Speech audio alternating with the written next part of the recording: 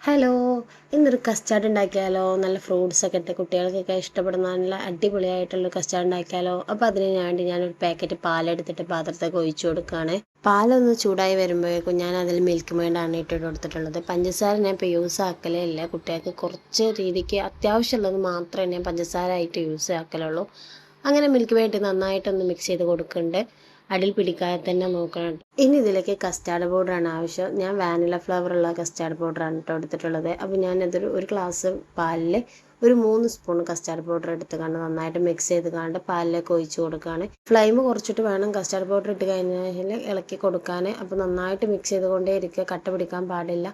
എന്നിട്ട് ഞാൻ ആ പാത്രത്തിൽ നിന്ന് വേറൊരു പാത്രത്തിലേക്ക് മാറ്റി കൊടുത്തിട്ടുണ്ട്. എന്നിട്ട് ചൂടാറാൻ വേണ്ടിയിട്ട് റൂം ടെമ്പറേച്ചറിൽ പുറത്ത് തന്നെ 1 മണിക്കൂർ വെക്കുന്നുണ്ട്. എന്നിട്ട് ശേഷം അത് ഫ്രിഡ്ജിൽ നിന്ന് മാറ്റി കൊടുക്കുക. ഫ്രൂട്ട്സ് ആയിട്ട് ആപ്പിൾ, അനാറ്, സവർജല്, പഴം, മാങ്ങ ഇതാണ് ഞാൻ എടുത്തിട്ടുള്ളത്. അത് ചെറിയ പീസാക്കി വെച്ച് ഫ്രിഡ്ജിൽ വെച്ചിരുന്നു. ഇനി ഫ്രിഡ്ജിൽ നിന്ന് എടുത്ത കസ്റ്റാർഡിലേക്ക് ഞാൻ ഈ ഫ്രൂട്ട്സൊക്കെ ഒന്ന് ആഡ് ചെയ്ത് കൊടുക്കുകയാണ്. എന്നിട്ട് നന്നായിട്ടൊന്ന് മിക്സ് ചെയ്ത് കൊടുക്കുക. അപ്പോൾ നിങ്ങൾക്ക് ഇഷ്ടമുള്ള ഫ്രൂട്ട്സുകളൊക്കെ ഇതിലേക്ക് ആഡ് ചെയ്യാം കേട്ടോ. എൻ്റെ കയ്യിലുള്ളതൊക്കെയാണ് ഞാൻ ഇപ്പോൾ എടുത്തിട്ടുള്ളത്. ഇതിലേക്ക് പൈനാപ്പിളൊക്കെ ഇട്ടാൽ നല്ല ടേസ്റ്റ് ഉണ്ടാവും. കുട്ടികളൊക്കെ സ്കൂളിൽ വരുമ്പോഴും ട്യൂഷൻ കഴിഞ്ഞ് വരുമ്പോഴൊക്കെ നല്ല തണുപ്പുള്ളൊരു ഇങ്ങനെ കൊടുത്തു കഴിഞ്ഞാൽ നല്ല അടിപൊളിയായിരിക്കും. അവർക്ക് നല്ല ഇഷ്ടപ്പെടും.